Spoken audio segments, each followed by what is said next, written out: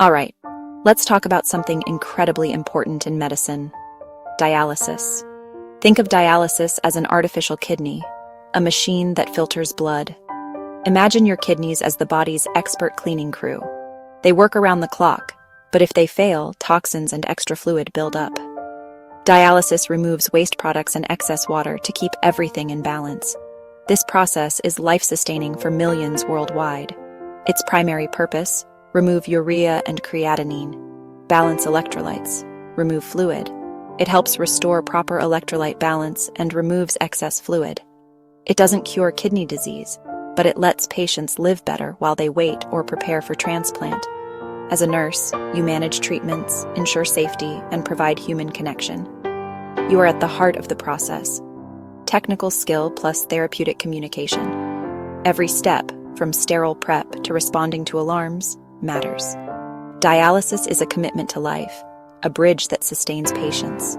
Sessions occur several times a week for hours. Planning and consistency are essential. Your care preserves access, longevity, and patient well-being.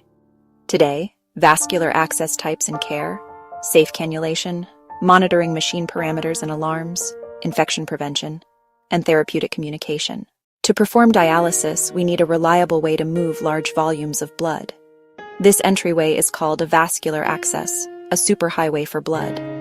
Normal veins are too small for the high flow rates we need. There are three main access types: AV fistula, AV graft, and central venous catheter. An AV fistula connects an artery to a vein, durable and low infection risk. An AV graft uses a synthetic tube to bridge artery and vein, usable sooner but higher clot risk. A central venous catheter, CVC, provides immediate access, highest infection risk, used for emergencies. All serve the same purpose but differ in care needs and risks. Choice depends on vein condition, overall health, and urgency to start dialysis.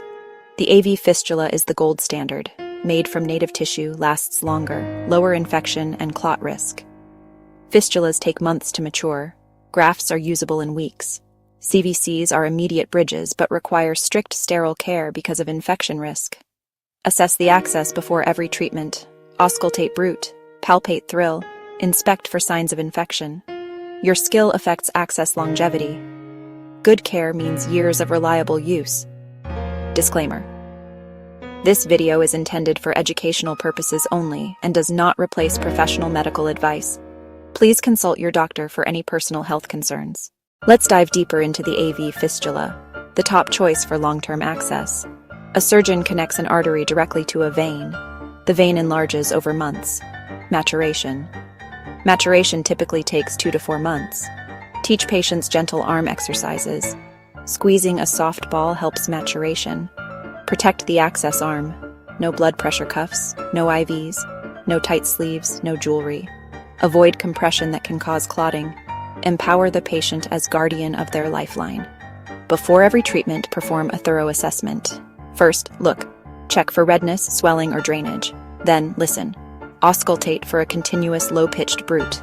Finally, feel, palpate for a vibration or thrill. Bruit plus thrill means good flow. If absent, do not cannulate. Report immediately, as this could signal thrombosis or stenosis. Watch for clotting, infection, stenosis, or aneurysm. Catch problems early. Report changes immediately and teach patients proper home care and clinic follow-up. With assessment, site protection, and patient education, fistulas can last years. Supporting better outcomes. An AV graft uses a biocompatible synthetic tube to connect artery and vein under the skin. It becomes an artificial vein that can be cannulated for dialysis. A key advantage: grafts are typically usable within 2 to 3 weeks after surgery. Because the graft is synthetic, infection and clotting risks are higher than fistulas. Protect the access arm. Avoid BP cuffs and IV lines on that arm. Rotate cannulation sites along the graft. Avoid one-site itis that weakens the material. If thrill weakens, bruit changes, or bleeding is prolonged, suspect stenosis or developing clot. Escalate early. Imaging and intervention preserve the graft. Meticulous cleaning before cannulation and patient instruction at home reduce infection risk. A severely infected graft may need removal. Prevention is far better than cure. With proactive assessment, rotation, and education, Grafts can reliably serve patients while you plan longer-term access. If you enjoy this video, please take a second to like and subscribe. Also, check the description below for links to additional useful resources. Central venous catheters, CVCs, are soft tubes inserted into large central veins, neck, chest, or groin. Common sites: internal jugular, subclavian, or femoral veins. The tip rests near the right atrium. CVCs have two lumens: arterial, draw, and venous, return. They provide immediate access. The biggest risk is catheter-related bloodstream infection. The catheter is a direct gateway to the bloodstream. CRBSI can be life-threatening and needs rapid treatment. Strict aseptic technique: mask for clinician and patient, hub scrub with chlorhexidine, keep dressing clean and dry. Report redness, swelling, pain, drainage, or fever immediately. Poor blood flow can result from clots at the catheter tip. This triggers alarms and inadequate dialysis. Sometimes thrombolytics can restore flow. Other times, the catheter must be replaced. CVCs are usually temporary bridges. Transition to fistula or graft as soon as possible. Careful team coordination, strict protocol adherence, and patient teaching minimize risks and protect the lifeline. Infection prevention is the bedrock of safe dialysis nursing. Patients often have compromised immunity. Access sites are potential entry points for pathogens. Every step matters, every single time. Hand hygiene is the single most effective measure. Wash with soap and water or use alcohol sanitizer before and after patient contact. Gloves protect you, but change gloves and perform hand hygiene when moving between tasks. Scrub the skin with chlorhexidine or povidone iodine using friction and allow it to air dry. Do not fan or blow on the site. For CVC connections, clinician and patient should wear masks and a sterile field should be maintained. Every connection and disconnection is high risk.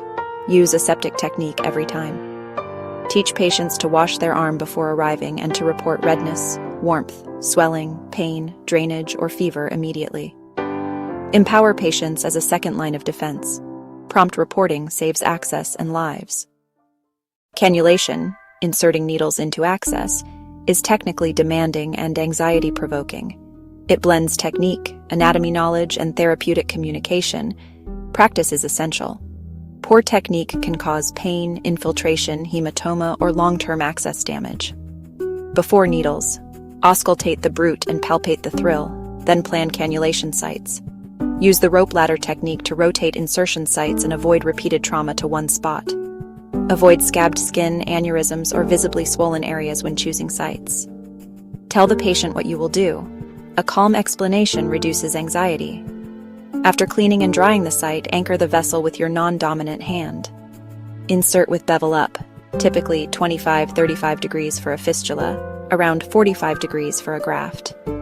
When flashback appears, lower the angle, advance slightly, then secure the needle and tape appropriately.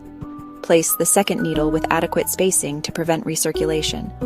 If infiltration occurs, stop the pump, remove the needle, apply firm pressure, and assess. Poor flow may mean the needle is against the wall. Small rotations or repositioning can help. Seek feedback, practice on task trainers, and reflect after each attempt. Mastery takes time. The dialysis machine is your co-pilot. Know its key numbers and how to respond. Key parameters: blood flow rate, QB, dialysate flow, QD, transmembrane pressure, TMP, and ultrafiltration rate, UFR. Before connecting, run machine self-tests, verify dialysate composition, and follow the safety checklist. Once connected, continuous monitoring of machine and patient vitals is essential. Alarms like high venous pressure or air detector alert you to specific problems. When an alarm sounds, first check the patient. Are they okay? Then read the machine message. Common causes include a kinked line, the patient leaning on the access, or clot formation. Silence the alarm if needed, troubleshoot systematically, correct the issue, and resume care when safe. Regularly check vitals. Removing fluid too quickly can cause hypotension, dizziness, or nausea. Be ready to adjust ultrafiltration rate, provide saline, or pause fluid removal if the patient becomes unstable. Alarms get attention, not panic. A calm, systematic response restores safe treatment. Technical skill is only half. Therapeutic communication transforms the patient experience. Explain procedures in plain language, demonstrate care, and ask patients to repeat instructions back to you. Attend trainings, seek feedback, practice on task trainers. Keep learning to improve patient care. If you enjoy this video, please take a second to like and subscribe. Also, check the description below for links to additional useful resources. Thanks for your time.